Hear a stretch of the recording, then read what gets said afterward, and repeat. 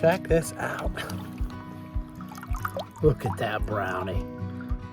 The Green-Assed Walt, man. Sweet. Look how fat.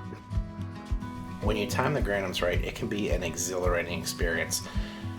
Although trout don't always feed on the surface during this hatch, you can bet they're taking in the pupa or larva underneath. Granums build little cases and live under rocks on the stream bottom. When they're getting ready to hatch, they close off the case to begin metamorphosis.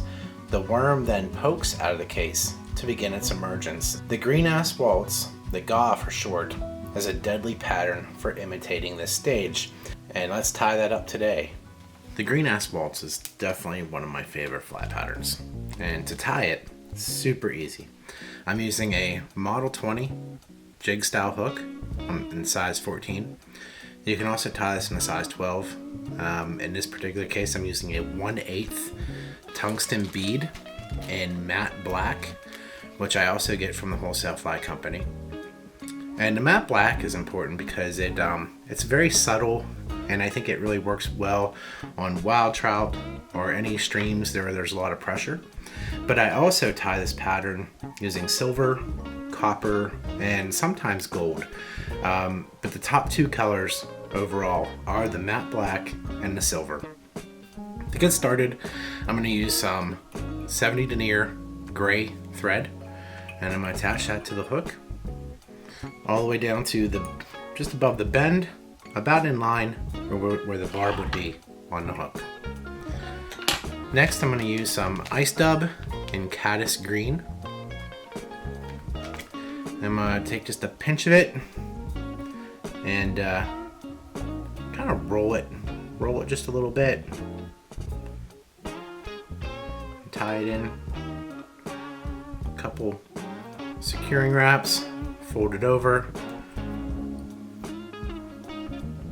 cinch it down just to create that little worm part peeking out of the CADDIS case. And I'm going to trim that to probably about a 1/4 inch, I guess, maybe a little less or a little longer. Okay, next we're going to attach a length of mono rib and about a 6-8 inch piece will get you probably almost a half dozen flies. For the body, I'm using Hare's Ear Plus dubbing. This is dark Hare's Ear. If you've watched a few of my videos, you know I use this for a lot of different flies just because it's such a natural color and so effective. And I'm going to twist some of that on the thread to create a nice dubbing noodle.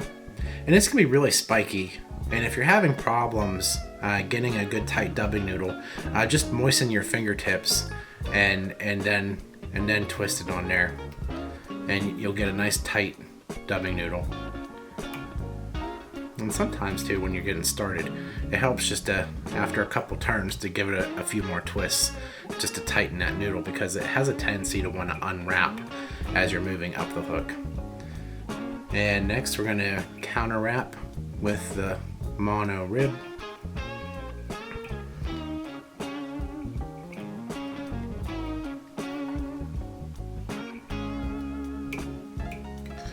Secure.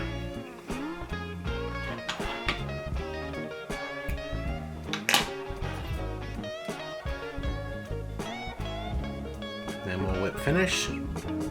I do create just a little bit of a collar behind that bead, and it's really just a matter of contrast. It's not necessary probably, but I prefer it. Trim, and you're done. It is truly a very simple pattern that catches fish everywhere where you're going to find a granum, a green caddis, or just in need of a good peking caddis imitation. This is the good one, the GAW. Add it to your box, and if you like this video, please like and subscribe. Catch you next time. When you thought it couldn't get any bigger, check this out.